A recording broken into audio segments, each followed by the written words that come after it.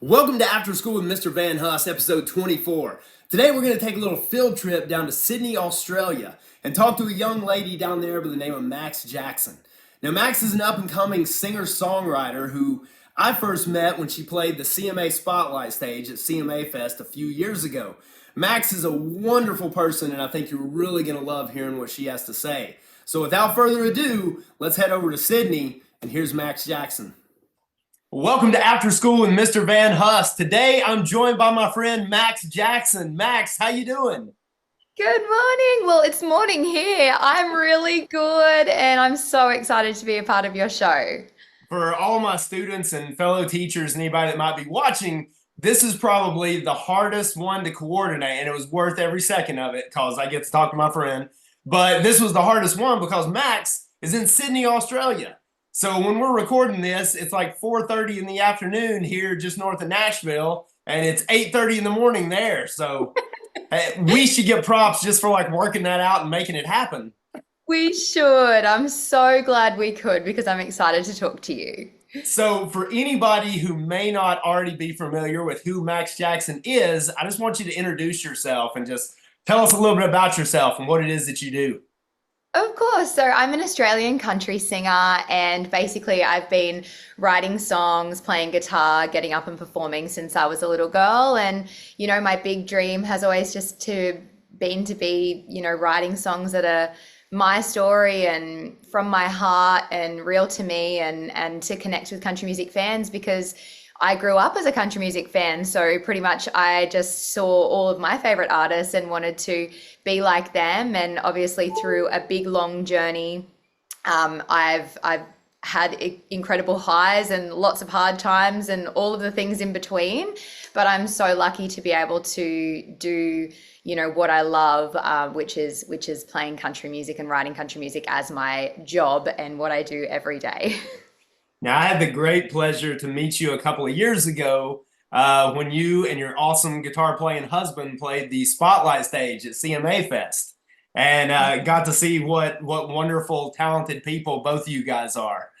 Oh, wow. Thank you so much. It was an honor to be able to showcase my, Aussie country music on the world stage. That was an absolute honor. And, every single time I've traveled to Nashville a lot just on, holidays and visiting and getting myself amongst the incredible energy that is in Nashville. Obviously, I think every Australian country artist like has a dream to go to Nashville and just see what it's like. And every single time I go, it exceeds my expectations, and I just feel, so inspired by the incredible stuff that's going on there. And going to CMA Fest for me was just mind blowing. Like, I remember the first time I went and I went and saw all of my favorite artists and then went and sat in the stadium in the nighttime and there's 70,000 people. And I don't think I'd ever been, actually, the only time I'd ever been in a crowd of 70,000 people was at a Taylor Swift concert here in Australia. I think that's as big as the concerts get in Australia. So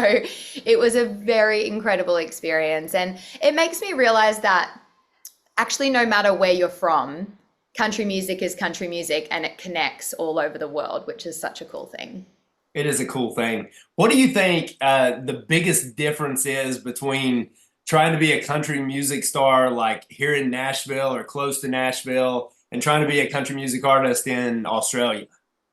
Well, look, I think there's a lot of differences. There's also a lot of similarities. I think we're very lucky that I would say, the last 2 years, country music has just absolutely skyrocketed in Australia, particularly. And I think that's really like all over the world. We're seeing country music charting on mainstream radio and things like that. But I remember, when I was growing up and like picking up my first guitar. So I basically grew up in a very small country town called Canamble here in Australia, and it's only got about 1,500 people. And that's where I fell in love with country music because it was the only music that I thought existed. Like, that's just what I was raised up on, what my parents played, and what I fell in love with. And then we actually moved to Newcastle, which is a much bigger cities. Still not nothing like the cities in America, nothing like the size of Nashville.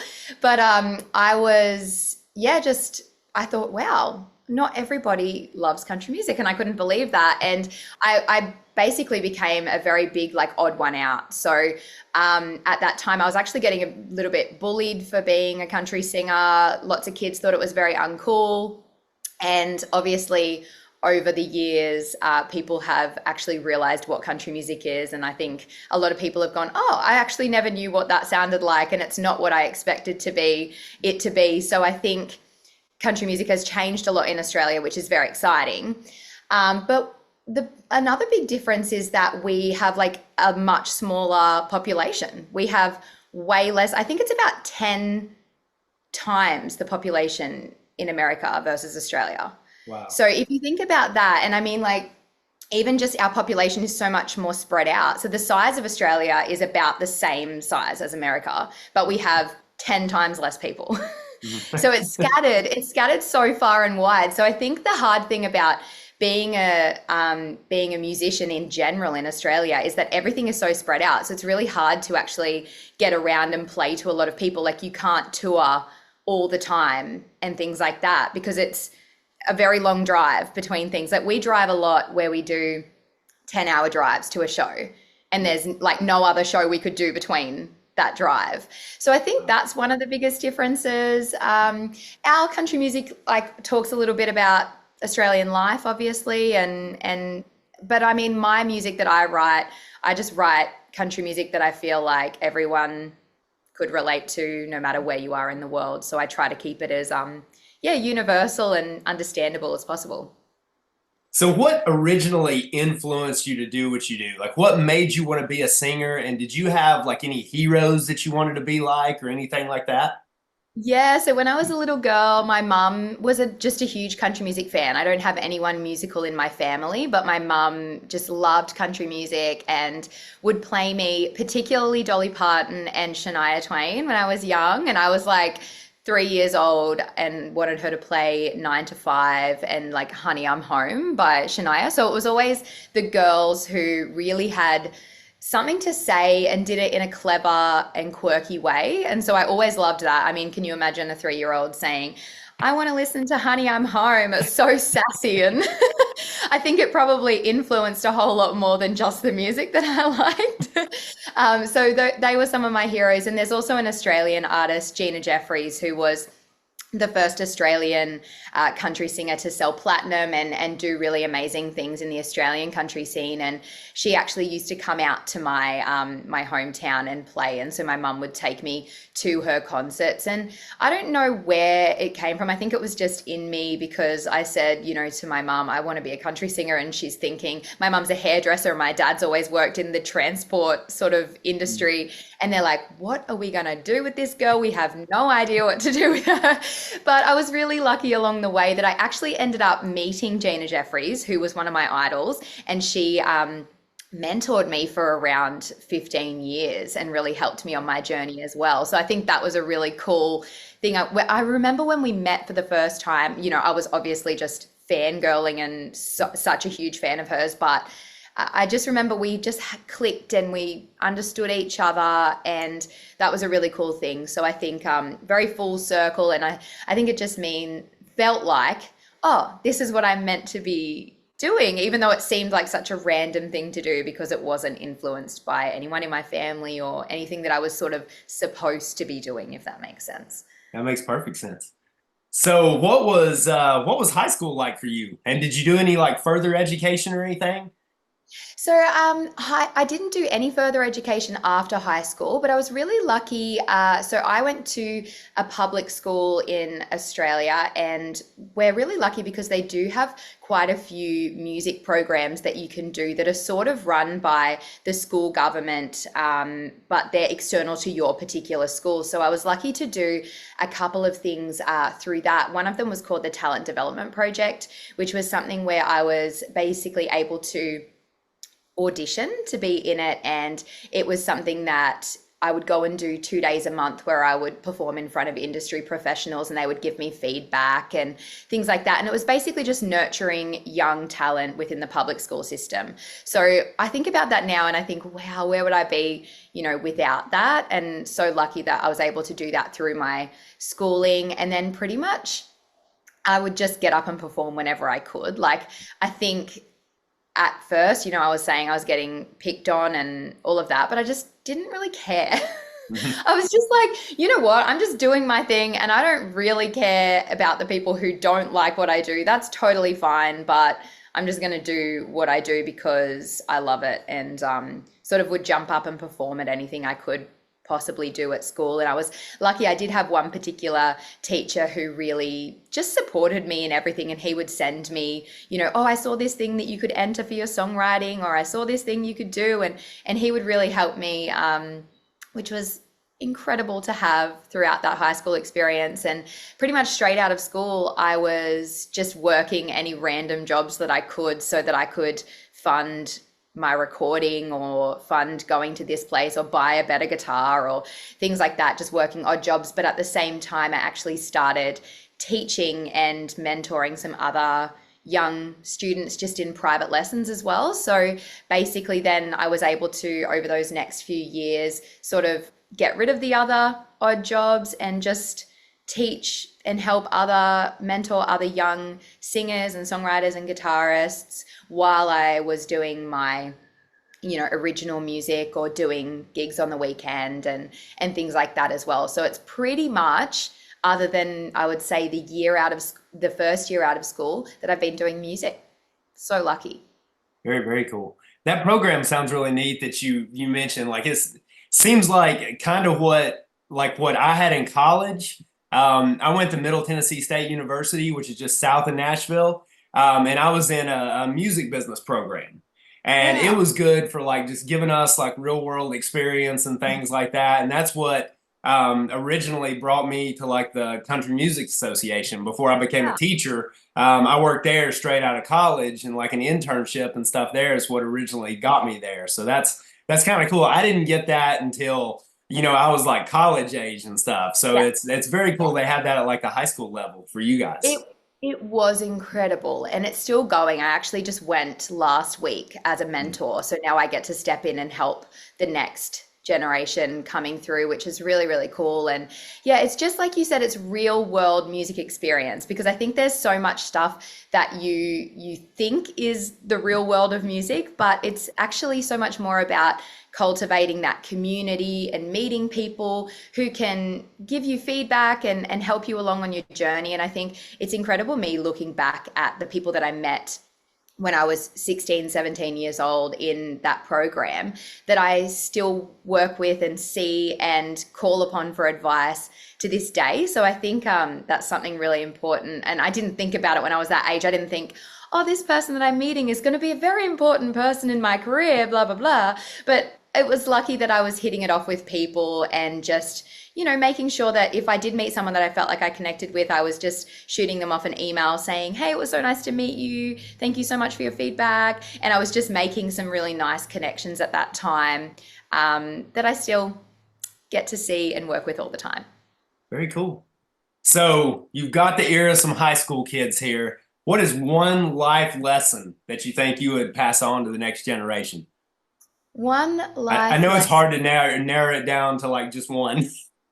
No, it is. But I would say the most important thing that you can do in anything that you do is to be yourself.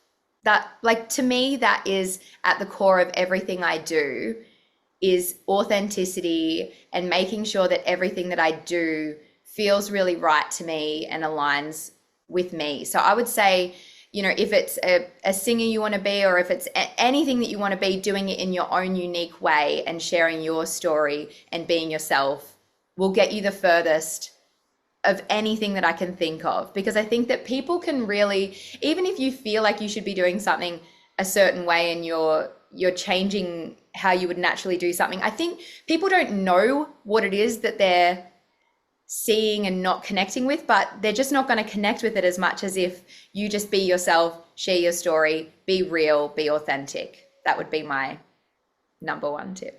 That's great advice. Now, are you guys going to get to come back over for CMA Fest this year? We are coming to watch CMA Fest. I've been keeping my eyes on the CMA announcements and I just saw the lineup come out and it looks incredible. So I cannot wait to come back. I'll definitely be calling past the stage to say hi and see you. And look, I feel so lucky to have come over when I did and to have met you, and now it's led to this. And I think this is a beautiful example of what I'm just saying, that you come across people in life and you just never know what's going to happen with it. So thank you so much for having me on the show. I'm so excited to see you again in real life. I know it'll be great. I think one thing I've felt the most blessed about when it comes to working the spotlight stage for the last few years is there's been a number of overseas artists that I've been able to meet, like you. James Johnson was there last year. I know he's kind of up and coming. Zoe was there a few years ago. Yeah. And there's been, a few Australians. And I know last year James was playing, and there were a lot of Aussies there in the crowd. And they Yes. started doing the whole chant and stuff, and it was like, oh my gosh, what's going on? And it was like, this is awesome. So it was just great. And I love seeing that. And I've been very lucky and very blessed to be in the position to hear a lot of you guys play from like right there at the side of the stage. And it never gets old. Oh, that's so cool. We do have very loyal country music fans in Australia, and it is amazing actually being at CMA Fest, because any year at CMA Fest there will at least be 150 Australian country music fans, because there's a couple of tours that come over and bring, busloads of people to enjoy it. And you've obviously seen that in full force. They're very, very loud and very excited and very fun. And actually, we just had one of our biggest country music festivals here in Australia called CMC Rocks, and like Lainey Wilson came out for that, Ian Munzik, some really, really big artists, and they couldn't believe how wild, excited, and loud Australian country music fans are. So I just cannot wait to come back, and it's going to be such a fun time. And it's so cool that CMA Fest support Australian artists and give a place for us to come and showcase our music and on a world stage. So we're incredibly grateful. Absolutely. And I think it's like you said, that country music, it's so universal. And that's what I've always loved about country is, it translates across oceans, and people, they get it. So it's very, very cool. I hope one day I'd like to go over to Australia. That's kind of on top of the list of places that my family and I probably wanted to go and just hadn't really had the chance yet. So maybe one day. I'll Yes, call you it's a guys long and be like, way. where do we go? What do we do? Yes, it's a long way, honestly, every time we do the flight, and it's like 17 hours to Dallas and then another like 5 or something. Yeah, I think, it takes a wow, while. it's such a long way, but I can promise you that if anyone is watching and wants to come to Australia, we would absolutely love to have you come and visit. And it is such a beautiful place. Actually, sometimes I would just step outside of my usual used to it brain and, walk along the beaches here in Australia or look at the landscape. And it is some of the most gorgeous sights that you will ever see. So if anyone wants to come to Australia, do it. It's worth the long flight. We might have to take you up on that sometime. Thank you I'll so show you much, around. Max, for taking the time to chat with me and share a little bit of your story. I'm sure my students are really going to appreciate it also. And please tell Jeremy I said hello. And I really hope to see you guys this year at CMA Fest. Please come by the stage and just holler at me or throw something at me or whatever to get my attention. I love it. I absolutely will. And thank you so much. If anyone wants to find me, they can find me on my socials, and I'm always up for a chat. So come and say hi. And Thank her you. social media is so fun. And I'll tell you real quick, my favorite thing is when you country up the rock and pop songs. Because I would really like to hear a full version of your version of Inner Sandman by Metallica, because it was great. Okay. All right. I loved I'm that one. really That was into it. probably So one of my biggest challenges yet. So I'll have to get back into it and do verse 2. No, thank you it was so very, much. very good. Max, thanks for spending time with me. I appreciate you staying after school with Mr. Van Huss today. Thank you.